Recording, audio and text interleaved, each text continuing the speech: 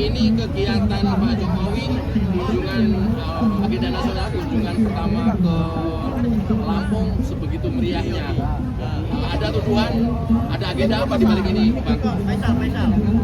Yang pertama begini, saya kira saya harus menjelaskan terlebih dahulu apa ini agenda sebelum menanggapi kedunguan akal gitu ya dari orang-orang yang memberi tanggapan miring terhadap hal-hal baik yang sedang dilakukan di bumi Lampung ini. Bahwa Pak Jokowi hadir itu memenuhi harapan masyarakat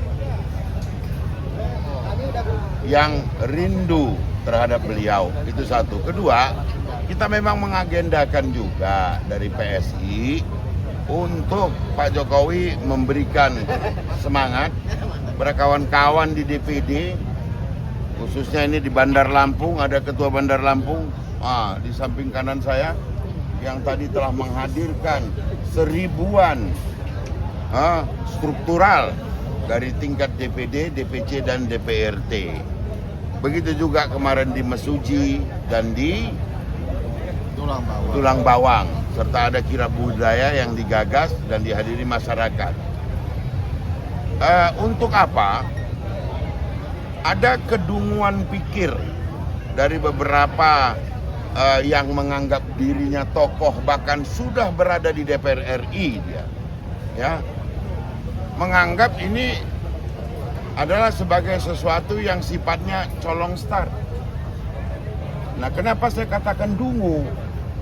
Mereka membuat undang-undang, ya, termasuk juga undang-undang pemilu, ya, yang justru dia tidak sadari bahwa hari ini seluruh partai politik yang belum lolos Senayan itu wajib melalui satu tahapan di 2027 yang namanya verifikasi faktual dan administrasi partai. Makanya udah nggak level kita ini, apakah PSI ketinggian atau mereka yang sudah sangat terdegradasi akal pikirannya sehingga menganggap ini sebagai satu hal yang direkayasa untuk tujuan politik tertentu. Iya, emang ini urusannya politik kok. Gimana sih? Nggak pinter-pinter, nggak cerdas-cerdas karena mungkin ruangannya penuh full AC. Beda dengan kita di sini.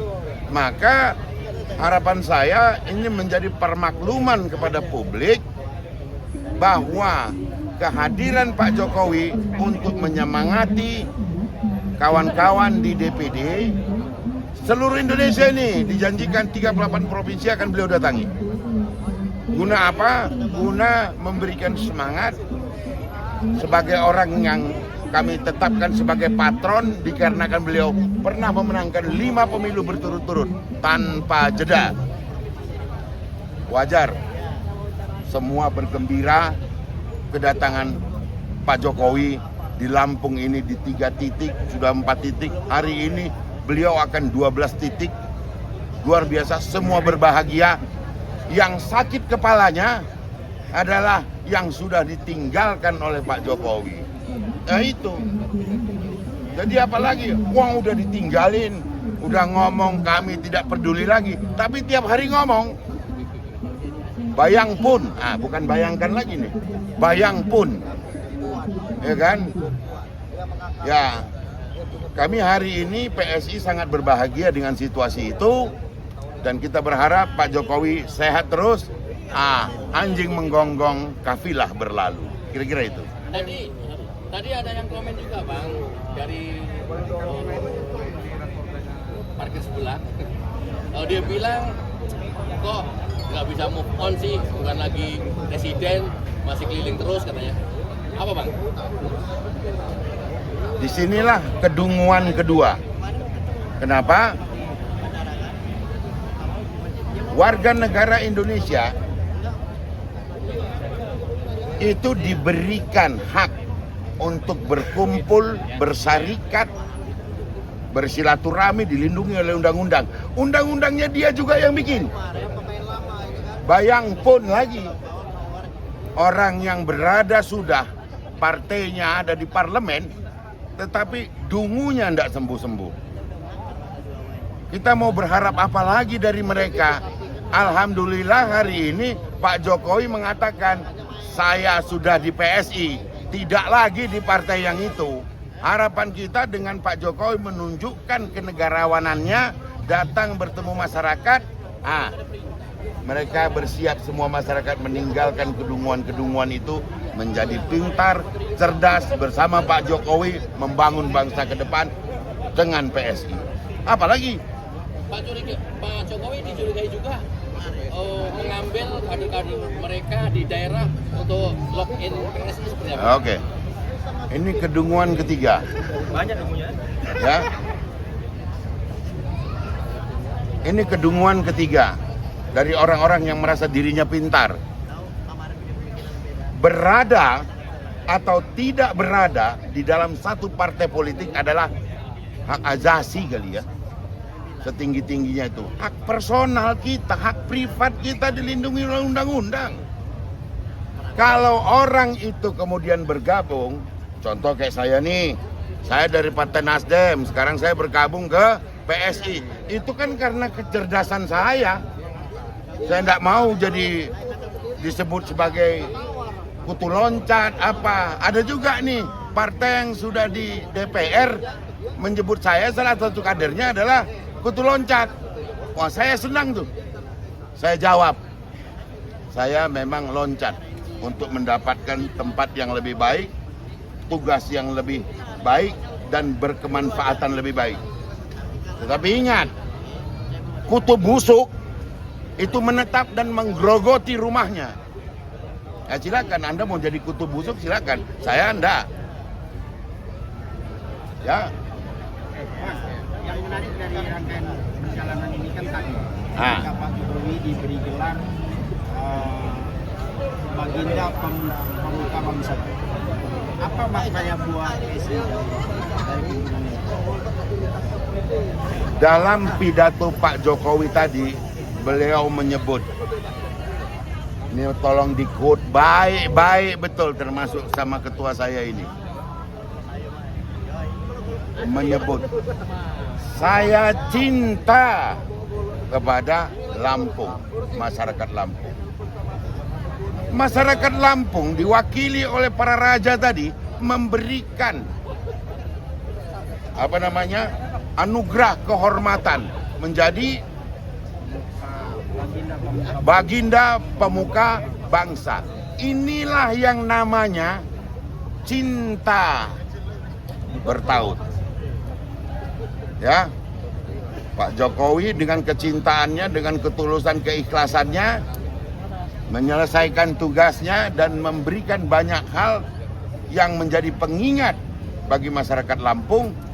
Beliau kembali pada masa kini, kemudian diberikan kecintaan yang luar biasa dari balasan cinta dari tokoh-tokoh besar Lampung. Bukan kayak di sana, ya kan? Cintanya dia sebetulnya kepada Pak Jokowi, tapi cinta yang terlarang. Kombes, satu lagi nih, mungkin saya sedikit agak melipir. Ya mana minumnya ini? Oh ya, minum belum lagi. ada. Ya. Oke. Siap salah. Langsung eksekusi. Paling nggak dapat minum lah dulu kan begitu. Iya, haus. Pertanyaan saya ini agak nyeleneh, Ya. tapi masih ada kaitan. Saya menyimak kemarin di Bandung, mereka teman-teman yang sebelah itu mereka sempat deklarasi di kegiatan kebangsaan itu, forum Purnawirawan, dan mereka sempat membacakan terkait agar sistem pemilu di Indonesia ini kembali lagi ke amanat Undang-Undang Dasar 45. Artinya tidak ada limit untuk menjabat sebagai presiden. Nah, kalau kita kaitkan dengan situasi yang sekarang, apabila tuntutan mereka itu dikabulkan ke MK, apakah mungkin jika pada waktu-waktu tertentu Pak Jokowi bisa kembali lagi dengan melihat situasi sekarang? Begini, banyak sekali kelompok-kelompok, bahkan orang per orang di Republik ini merujuk tadi bahwa masyarakat warga bangsa ini diberikan kebebasan dan dilindungi oleh undang-undang untuk bersarikat, berkumpul, bahkan menyatakan pendapat. Pendapat-pendapat itu tentu harus nanti disanding dengan apa yang tertera sudah diatur dalam perundang-undangan kita.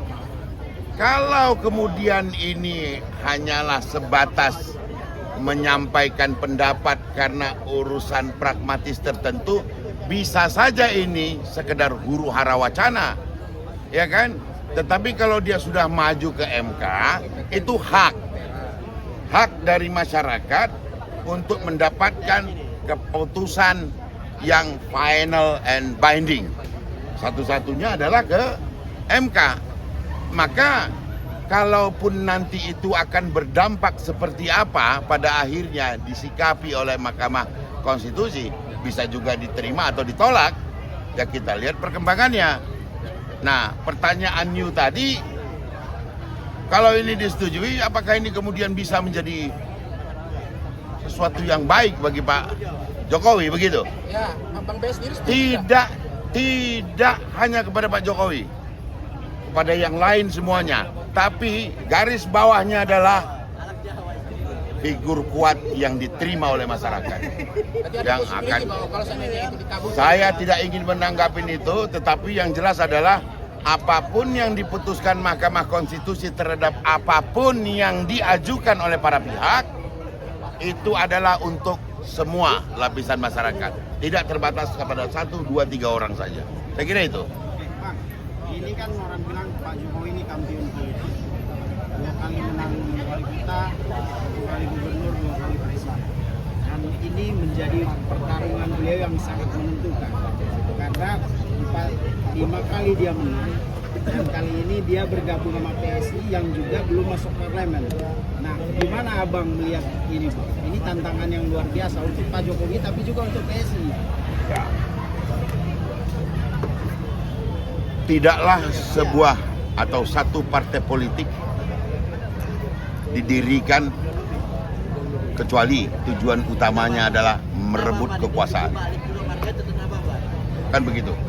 Maka dibutuhkan patron-patron yang kompeten untuk memberitakan kepada masyarakat bangsa ini bahwa sesuai dengan undang-undang kita yang mengatur peserta pemilu adalah partai politik atau gabungan partai politik, maka menjadi penting bahwa partai politik yang manapun itu harus terlegitimasi, ya kan?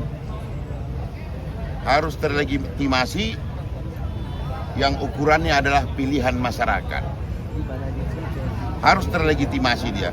Maka tentu semua partai politik akan juga mengedepankan patron-patron. Alasan PSI dengan menetapkan Pak Jokowi sebagai patron udah disebut sama dia tadi. Siapa di Republik ini yang pernah 5 kali menang pemilu berturut-turut tanpa jeda? Pak Jokowi. Kenapa? Karena Pak Jokowi jago. Ntar dulu. Karena Pak Jokowi diterima oleh masyarakat. Jadi jangan bilang itu ada satu partai mengaku tanpa partai kami Jokowi bukan siapa-siapa. Itu dungu ke berapa? Dungu kelima. Kenapa? Kalau memang partainya jago, ketua umumnya yang lama itu harusnya terpilih dong. Terus yang terakhir ini Uban harusnya terpilih dong. Tapi kenapa hanya Jokowi yang terpilih? Setelah tarik bodi ini Pak Jokowi remo. Hancur barangnya, Bang. Nah, kau dapat yang mulia itu kan? Cocok. Bisa kau pakai itu nanti. Kita konfirmasi Pak Jokowi sebagai ketum atau ketua Dewan Pembina? Nah, itu sebagai patron, konteksnya sebagai patron PSI. Sebagai tokoh nasional, Bapak Infrastruktur Indonesia. Itu salah satu. Nah, Salah duanya, Ini, biar nggak ngantuk, ngopi dulu gitu. Pak Jokowi akan menempati posisi yang sangat terhormat di partai ini. Nah, tunggu. Tanpa jabatan itu, Anda lihat ini, ramenya minta ampun. Apalagi kalau sudah. Mungkin nggak ada waktu kita begini-begini lagi nih. Yang dimaksud apa lagi tadi apa? Slow lah. Kita koma dulu sampai di situ. Yang jelas Pak Jokowi hari ini saya tadi yang buka. Setiap di kegiatan PSI, kalau di kegiatan relawan agak takut saya. Tapi kan kita relawan Bang Jack. Itu dia. Ini ketua umumnya.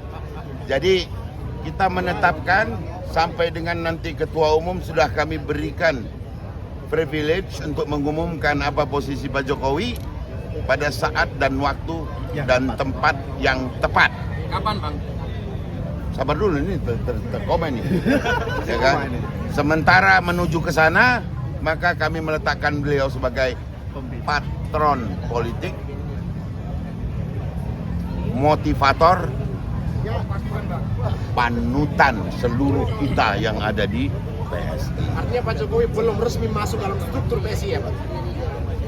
Saya tidak boleh menjawab itu karena itu adalah domain daripada ketua umum. Oke. Kasihlah ruang semua awak di mana? Kan penasaran nih Bang. Kasihlah sedikit Karena ruang. begini Bang Des, karena kemarin Pak Jokowi sudah kasih kode keras nih, topi, lambang, logo PSI, baju PSI gitu. Jadi orang melihat bahwa Saya 3 bulan ke belakang sering sakit perut. Aduh, nggak tahan saya menjawab pertanyaan-pertanyaan yang seperti disampaikan Irjen Mosato ini. Tapi begitu Pak Jokowi pakai topi dengan emblem PSI dan juga baju PSI warna putih lengan panjang senyum sumringah, langsung sakit perut saya sampai hari ini udah nggak ada lagi. Itu lebih daripada satu pernyataan dari partai ini terhadap keberadaan Pak Jokowi bersama kami. berarti itu bisa saja menjadi pukulan keras terhadap partai yang sebelumnya Pak Jokowi bersama. Bos, Pak Jokowi 10 tahun bos jadi presiden bos. Kalau Anda 10 tahun jadi presiden diusung oleh partai PSI, kira-kira banyak nggak yang Anda masukkan ke PSI? Kira-kira banyak nggak orang yang tahu bahkan dari atas sampai ke bawah bahwa you di partai itu? Kira-kira besok kalau dia pindah ke partai PSI dari partai itu apa jadinya? Berbondong-bondong yang ikut pindah. Itu modal besar kita. Boleh saja di sebelah sana menghibur diri. Kami semakin solid. Apa solid? Alah. Ada kata, Kalau solid nggak ribut kali muncungnya. ada pernyataan dari mereka bilang Pak Jokowi pengkhianat, sementara kan secara resmi Pak Jokowi mengundurkan diri sebelum dipecat. Jadi konteks pengkhianat ini mendegradasikan. Kalau orang lagi kecewa, lagi sakit hati, lagi aduh hancur saya ini, ya terserahlah dia mau ngomong apa. Ya kan? Terserah dia mau ngomong apa. Biasanya hilang juga. Hah? Terserah dia mau ngomong apa. Karena tidak ada lagi yang bisa dia buat, dia lakukan untuk soliditas bahkan di internalnya kecuali ngomong. Habis. Di Mesuji kemarin Pak Jokowi memuji-muji PSI Lampung yang sudah mengerjakan struktur dari pusat, dari provinsi sampai desa itu udah 80%. Nah, apa terawangan politik Abang dari Lampung aja ini? Dan melihat Lampung aja dulu. Peningkatan 800%. Kenapa? Karena tahun yang kemarin udah ada pengurusnya itu. Hantu belau Tiba-tiba semua. ente lihat kayak kemarin itu sudah meledaknya seakan-akan dia 20 tahun eksis ya. Nah itu peningkatan 800%. Dari sisi pengurus. Kan Anda kan melihat hadir di sana Bung Agri Panani ada, dia foto-foto saya gitu kan. Saya lupa bergaya lagi kan. Dia lihat ini. Entah dia kagum, entah dia heran, entah dia bagaimana gitu kan. Tapi beliau foto saya di tengah kerumunan ratusan seperti itu, hampir 1000-an. Yang dulu kita mau nemuin 3 orang aja susah. Peningkatannya berapa? 1000% dong. Hari ini hadir 1.200 Di Bandar Lampung. Kota Bandar Lampung. Bandar Lampung dulu pun tak adanya ini. Sedikit-sedikit aja, 3-4 orang. Tiba-tiba sekarang kayak seperti itu. Lantas bagaimana kita nggak bilang ini kandang gajah bos? Lihat, dengar, perhatikan. Lampung memang gajah. Kan begitu. Satu pertanyaan nih, Bang. Nah, Target untuk 29 berapa persen untuk masuk Senayan? Pak Jokowi tadi menyampaikan pidatonya nih di samping beliau nih. Beliau ini jaraknya setengah meter doang dari Pak Jokowi. Jadi bukan lagi legislatif yang kita cari, eksekutif juga kita gas. Melengkapinya Iya. bahwa kalau cuman, jadi yang disampaikan di fotokopiannya begini, kalau jangan cuman mikir lolos Senayan, itu target kecil sudah saat ini. Gitu loh. Artinya kalau itu yakin memang pegang data secara internal survei. Lah kan tadi barusan saya ngomong, dulu nemuin pengurus saja 6 orang cuman. Hari ini ribuan yang mau jadi pengurus. Kalau bicara angka berapa persen? Berapa persen tadi? Oh, Belum jawab nih, Bang. ini kita berbahaya kalau Iya, berbahaya menjawab pertanyaan saya, Ini Bang. kan target legislatif dan eksekutif. Iya. Kalau kita kembali ke komentar-komentar yang dikatakan sekarang teman-teman mitra kritis yang sebelumnya oposisi, Nah. mereka bilang kan Pak Jokowi menyampaikan pernyataan dan itu nyata bahwa Pak Jokowi mendukung pemerintahan Prabowo Gibran 2 periode. Nah, target eksekutif ini apakah di 2009 atau 2024? Satu lagi, ketika mereka berbicara atas nama mitra kritis, sekarang seolah-olah mereka mendukung pemerintahan Prabowo dan tidak mengakui wakil presiden Mas Gibran Raka Buming Raka. itu Gimana? masuk kedunguan ke berapa sekarang? 6. Jangan sampai 7 angka emas Pak Jokowi. 6. Ya, kenapa? Begini. Sangat berbeda posisi politik PSI hari ini dan dengan Pak Jokowi. Ya. Kami dengan Pak Jokowi dibandingkan dengan mereka. Kenapa? Kami dari awal selain bangun paginya cepat, PSI ya dan Pak Jokowi bangun pagi cepat, sholatnya cepat, doanya sama. Ya kan? Apa doanya? Jadikanlah pasangan ini pemenang. Coba Yo yang jawab. Kira-kira dia doanya apa? Bisa, berantakan, berantem.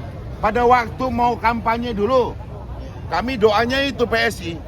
Jadikanlah Prabowo Gibran pemenang. Lah kalau yang sana apa mak jawab? Apa ininya doanya? Jangan jadi dia ya Allah kan gitu. Atau jangan jadilah dia ya Tuhan. Jangan jadikan orang ini.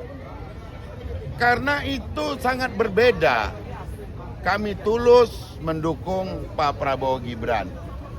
Karena dari awal, kalau mereka kan ada yang baru-baru juga, tapi ada juga yang memang sampai sekarang belagak nggak dukung, tapi enggak, tapi dukung. Nggak jelas. Ada yang berkomentar bahwa safari politik Pak Jokowi ini sebagai salah satu bentuk manuver untuk 2029. Artinya melihat hubungan Pak Prabowo dan Pak Jokowi ini kan retak. Nggak ada ya. Mas Gibran seolah-olah yang menjadi terjepit dalam situasi seperti ini. Pak Jokowi justru memerintahkan kita di PSI. Ini saya sisakan 5 pertanyaan, habis itu cukup.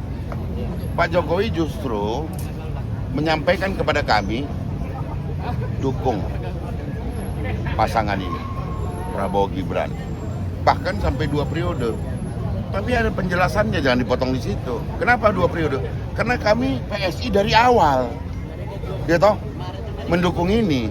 Jadi menjadi wajar kalau yang kemudian dapat yang diterima ataupun yang difasilitasi oleh undang-undang itu ada 2 kali.